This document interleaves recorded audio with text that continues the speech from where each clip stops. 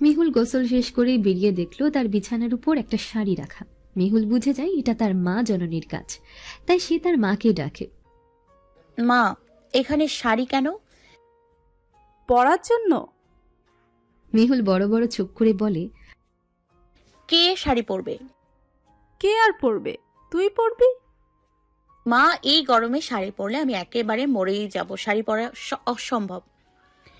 রামিনা বেগম তার কথায় পাত্তা দিলেন না। তিনি শাড়িটা হাতে নিলেন, বললেন, এই জন্যই এই নর্মাল শাড়িটা দিয়েছি, না হলে আরো ভারী শাড়ি দিতাম। আর এটা পরলে খুব বেশি গরমও লাগে না, কাপড়টা নরম আছে। না মা, তাও আর ওইখানে শাড়ি পরে যাওয়ার কি আছে?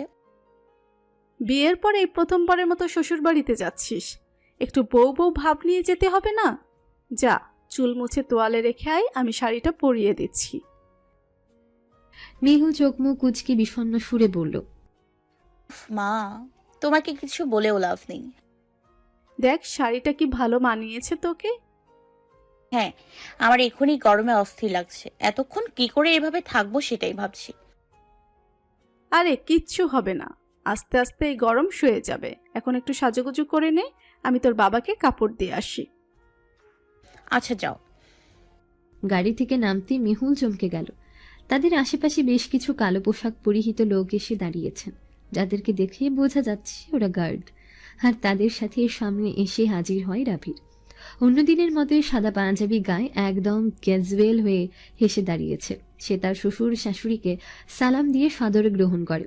মেহুলের দিকে চোখ যেতেই খানিকটা স্তব্ধ হয়। শাড়িতে স্নিগ্ধ লাগছে তাকে। মেহুল চোখ সরায়। রাবিরের দেখার তৃষ্ণা না মিটলেও আপাতত তাকে চোখ সরাতে হচ্ছে। সে সবাইকে নিয়ে ভেতরে যায়। বাড়ির মেইন ফটকের সামনে রাবিরের মা দাঁড়িয়েছিলেন। মেহুলের মা বাবার সাথে তিনি কুশল বিনিময় করেন। মেহুল গিয়ে ওনাকে সালাম করে। খাবার টেবিলে নাস্তার বাহার দেখে মেহুলের জ্ঞান হারানোর উপক্রম। এত খাবার কেউ বানায়? মেহুল অসহায়ভাবে খাবারগুলোর দিকে চেয়ে আছে। রাবিরের মা এসে তার পাশে বসলেন। আদর করে জিজ্ঞেস করলেন, কি খাবে মা? মিষ্টি খাবে? মেহুল কি বলবে? অস্বস্তি নিয়ে মুচকি হাসি কেবল। তার এই হাসির অর্থ ভদ্রমহিলা কি বুঝলেন কে জানে। তিনি মিষ্টি নিয়ে মেহুলের মুখের সামনে ধরলেন। মেহুলের যদিও মিষ্টি পছন্দ না, তাও সে ভদ্রতার খাতিরে মিষ্টিটা মুখে তুলল। রাবিরের মা গিয়ে এবার উনার বেআইনকে আপ্যায়ন করেন। খাবার বেড়ে বেড়ে দেন। কি খাবেন না খাবেন বারবার প্রশ্ন করেন। রাবির এতক্ষণ সেখানে ছিল না। কোথা থেকে এসে যেন সে মেহুলের পাশে গিয়ে বসে। মেহুল তার দিকে ভ্রু কুচকে তাকালেও সে তাকে খুব একটা পাত্তা দেয় না। বরং সে সেখানে কথার প্রসঙ্গে তার রাজনীতির কথা তুলে বসে। সামনে নির্বাচন, কিভাবে কি করবে না করবে সেসব ব্যাপারেই কথা বলে। মেহুলের মোটেও এসব কথা পছন্দ হচ্ছে না। বসে বসে কেবল বিরক্ত হচ্ছে সে। কিছুক্ষণ বাদে রাবিরের মা বললেন, রাবির, মেহুলকে নিয়ে উপরে যাও, ওকে ঘুরিয়ে ঘুরিয়ে দেখা ও সব কিছু। জি মা। তারপর সে মেহুলের দিকে চেয়ে বলল, চলুন। রাবির আগে যায়। মেহুল তার পেছন পেছন সিঁড়ি বেয়ে ওঠে। উপরে ওঠার পর রাবির থেমে মেহুলের দিকে যায়। জিজ্ঞেস করে, আগে কোথায় যাবেন? মেহুল ঠোঁট উল্টে বলে, আপনার যেখানে খুশি। রাবির ভ্রুকুচকে তার দিকে কিছুটা এগিয়ে এসে বলে। যেখানে খুশি? মেহুল চোখ মুখ খিঁচে বলে, জি। ঠিক আছে, চলুন।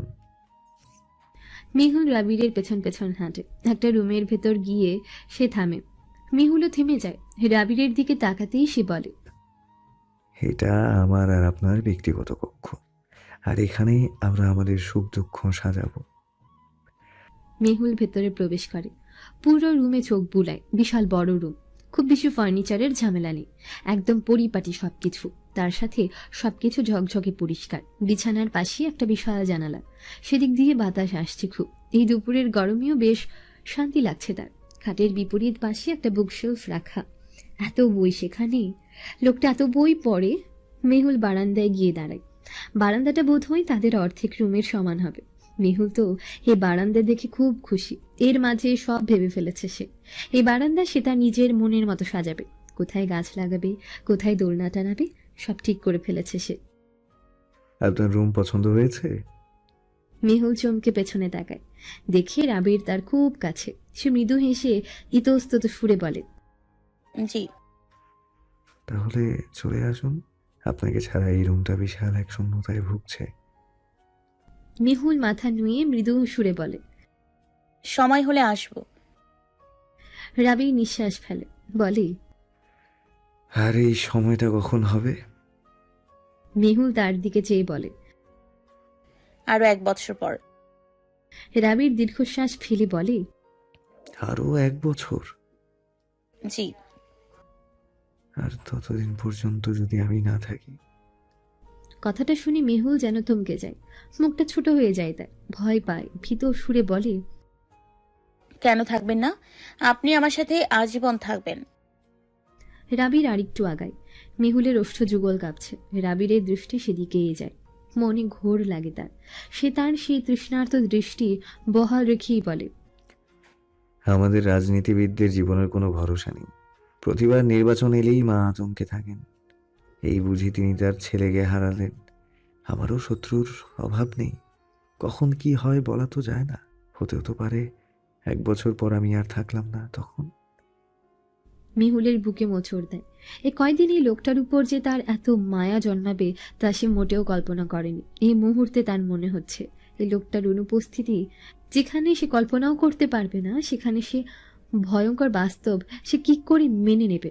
মেহুল রাবিরের দিকে চাইতেই তার দৃষ্টি দেখে সে আরো বেশি অস্বস্তিতে পড়ে যায়। ঠকিলে কিছু বলতে চাইছিল, কিন্তু কথা সব গলাতেই আটকে থাকে। রাবির আর তার মাঝে হয়তো কয়েক ইঞ্চির দূরত্ব। রাবির আরেকটু এগুতে মেহুল চোখ খিচে বন্ধ করে ফেলে। অস্বস্তিতে শরীর জমে গিয়েছে তার। বুক এত ধরফর করছে যে মনে হচ্ছে হৃৎপিণ্ড বোধহয় এখন তার বেরিয়ে আসবে। কিছুক্ষণ বাদেই কপালে সে উষ্ণ কিছুর ছোঁয়া পায়। সে বুঝতে পারে সেটা কি। রাবির এবার পিছিয়ে আসে। মেহুল এখনো চোখ বুজেই দাঁড়িয়ে আছে। রাবির তা দেখে মুচকি হাসে, নরম গলায় বলে, আরো চুমু লাগবে? ফট করে চোখ মেলে তাকায় মেহুল। রাবিরের মুখের হাসি দেখে লজ্জায় মিশে যায় সে। এই লোকটা আজকাল বড্ড বেশরম হয়ে যাচ্ছে। সে চোখ মুখ কুঁচকে রাগী গলায় বলল, আপনি যে এমন লাগামহীন কথাবার্তা বলেন সেটা তো আগে জানতাম না। সবাইকে কি আপনার মতো বেশরম ভাবেন নাকি? রাবির নিচের ঠোঁটকে কামড়ে ধরে হাসে। মেহুল সেই হাসি দেখে আবার ঢোক গিলে বারান্দার দরজার কাছে দাঁড়িয়ে বলে, এই যে নেতা সাহেব, খবরদার আর এমন কিছু করেছেন তো। আপনার বাড়িতে এসেছি বলে আপনি যা খুশি তাই করতে পারেন না। ভুলেও তা ভাববেন না। এখন আর ঝগড়া করার মুড নেই বলে কিছু বললাম না, না হলে আজকে আপনার খবরই ছিল। মেহুল এই বলে দ্রুত সেই রুম থেকে বেরিয়ে যায়। রাবির তার কর্মকাণ্ড দেখে দাঁড়িয়ে দাঁড়িয়ে হাসি আর ভাবে, যেখানে আমার দিকে কখনো কেউ চোখ তুলে তাকানোর সাহসও পায় না, সেখানে এই মেয়ে আমাকে মিনিটে মিনিটে হুমকি দিচ্ছে। মেহুলি হয়তো প্রথম মেয়ে যার কিনা তার শ্বশুর বাড়ি থেকে চলে যাওয়ার সময় খারাপ লাগছে। তারা যাওয়ার পর সেখানে আরো আত্মীয় স্বজন আসেন আর সবাই তাকে বেশ আদর করে। এই পরিবারের সবাই বেশ মিশুক। মেহুলকে কত সহজেই আপন করে নিয়েছে। এখন সবাই গেটের সামনে এসে দাঁড়িয়েছে তাদেরকে বিদায় জানানোর জন্য।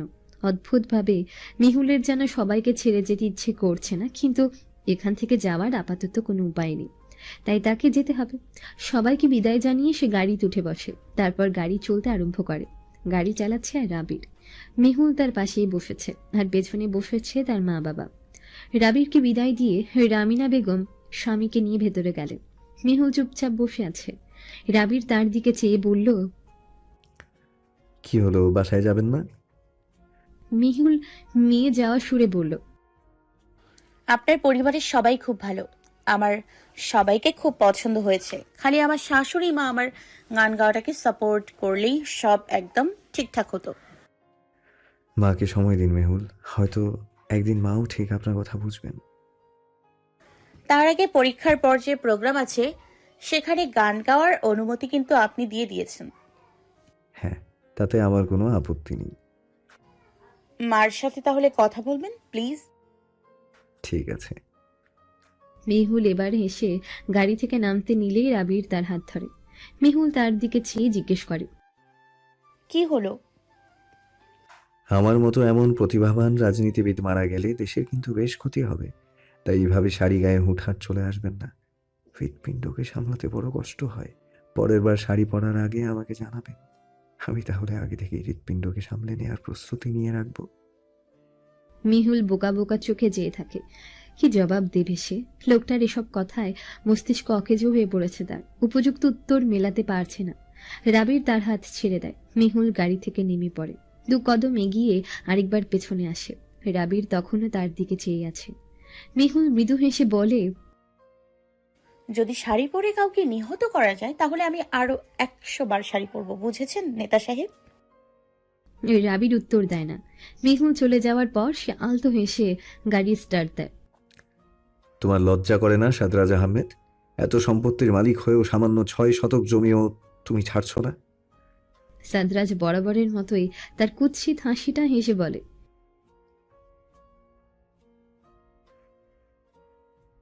রাবির তার দিকে এগিয়ে আসে। 2 হাত পেছনের দিকে নিয়ে 1 হাত দিয়ে অন্য হাতে আটকে ধরে। চোয়াল শক্ত করে বলে, অন্যের জিনিসের ওপর নজর দেওয়ার স্বভাব তোমার কবে যাবে? এই স্বভাবের জন্যই আজ তুমি এত কিছু হারিয়েছ। ভালোই ভালোই এই জমির উপর থেকে তোমার সাইনবোর্ড সরিয়ে ফেলো, নয়তো খুব খারাপ হয়ে যাবে কিন্তু। সাদরাজের কপালে রগ ফুলছে। রাগ যেন চোখে মুখে উপচে পড়ছে তার। আমার ব্যক্তিগত ব্যাপারে কথা বলার সাহস দেখাবে না রাবির। আর বাকি রইল এই জমির কথা। এই জমির উপর থেকে আমার সাইনবোর্ড কখনোই উঠবে না। আমি কিন্তু আইনি পদক্ষেপ নেব সাদরাজ। সাদরাজ কাউকে ভয় পায় না, সেটা তোমার থেকে ভালো হয়তো আর কেউ জানে না। রাবিরের প্রচন্ড রাগ হচ্ছে। সে রাগের চোটে জমির উপর লাগিয়ে রাখা সাদরাজের সাইনবোর্ডটাতে গিয়ে জোরে লাথি মারে। সাইনবোর্ডটা ডান দিকে হেলে পড়ে। আর 2টা লাথি মারতে সেটা পুরোপুরি বাঁকা হয়ে পড়ে যায়। তা দেখে রাগে টকবক করছে সাদরাজ। রাবিরকে এই মুহূর্তে এই জমিতেই জ্যান্ত পুঁতে ফেলতে ইচ্ছে করছে তার। কিন্তু আপাতত সে ইচ্ছেটাকে দমিয়ে রেখেছে সে। সামনে তার আরো বড় সুযোগ আসবে। এই সব কিছুর বদলা সে হারে হারে নেবে। রাবির দাঁত খিচে বলে, আজ থেকে এই জমি জনগণের, আর এই জমিতে আমি প্রাইমারি স্কুল বানাবো। এই জমিতে ভবিষ্যতেও যদি কারোর কুদৃষ্টি পড়েছে তবে তার দৃষ্টি আমি উপড়ে ফেলবো। কথাটা যেন মাথায় থাকে। রাবির তার কথা শেষ করেই গাড়িতে উঠে যায়। সাদরাজের গায়ে রক্ত গরম হয়ে উঠেছে। সে নিজের রাগকে কন্ট্রোলে নিতে পারছে না।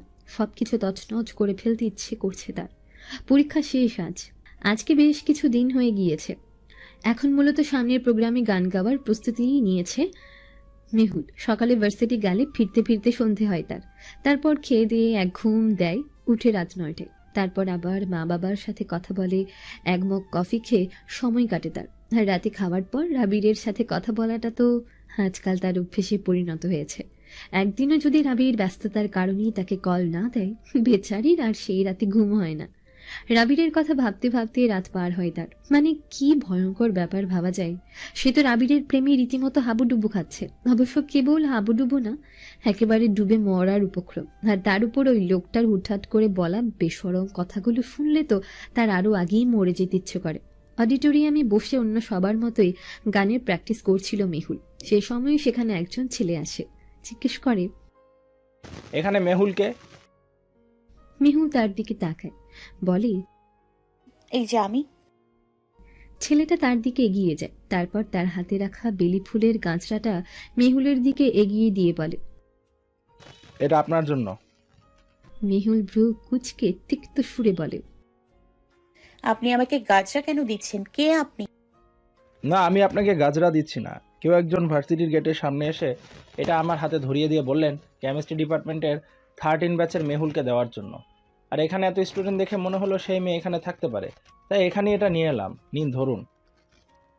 মেহুল গাছড়াটা হাতে নিয়ে অবাক হয়ে চেয়ে রইল। কে এই গাছটা দিয়েছে?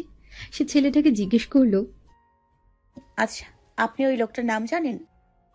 দুঃখিত আপু, আমি ওনার ব্যাপারে কিছুই জানি না। আমাকে গাজরা দিতে বলেছেন আর আমি সেটা দিয়েছি, এইটুকুই। ঠিক আছে। মেহুল বেশ চিন্তায় পড়ে যায়। পাশ থেকে তার বন্ধুরা মজা করে বলে, এটা নিশ্চয় তোর নেতা সাহেবের কাজ। মেহুল ভেবে বলে, ওনার এত সময় আছে নাকি আমার জন্য গাছরা কিনে পাঠাবে? আর যদি এতই দেয়ার ইচ্ছে হতো তাহলে তো নিজেই এসে দিয়ে যেতে পারতেন। এত কাহিনী করার কি দরকার ছিল? রিতা তখন বলল, আরে বোকা, ভাইয়া তোকে সারপ্রাইজ দিতে চেয়েছেন, তুই তো দেখি কিছুই বুঝিস না। ব্যাপারটা এমন হতেই পারে, তবে মিহুলের মনের দুশ্চিন্তা যাচ্ছে না, তাই সে রাবিরকে কল দিয়ে বসে। হ্যাঁ, রাবিরের কল ব্যস্ত দেখায়। রাবির এই সময় ব্যস্ত থাকে সেটা মিহুল খুব ভালো করেই জানে, কিন্তু এত ব্যস্ততার মাঝেও রাবির কখন এসব করলো সেটাই সে বুঝতে পারছে না। ভার্সিটির বাইরে রাবিরের গাড়ি দেখে আরেক দফা অবাক হয় মিহুল। লোকটা আর একদিনে তাকে কত সারপ্রাইজ দেবে খেয়ে জানে। রীতা তখন মজা করে বলে, একটু আগে ফুল, আর এখন স্বয়ং নেতা সাহেবে চলে এসেছেন। যান নেতা সাহেবা, আমি তাহলে আসছি। এই তুইও চল, তোকে নামিয়ে দিতে বলবো। কাবাব মে হাড্ডি হওয়ার কোনো শখ আমার নেই, বুঝতে পেরেছেন বান্ধবী? চললাম। রীতা তার পথে হাঁটা ধরল। মেহুল ধীর পায়ে রাবিরের গাড়ির দিকে এগিয়ে যায়। সে গাড়ির কাছে যেতেই রাবির গাড়ির দরজাটা খুলে দেয়। সে ভেতরে প্রবেশ করে। রাবির গাড়ি স্টার্ট দেয়। মেহুল কিছুক্ষণ চুপ থেকে বলে, আজ এত সারপ্রাইজ দেওয়ার ইচ্ছে হলো যে?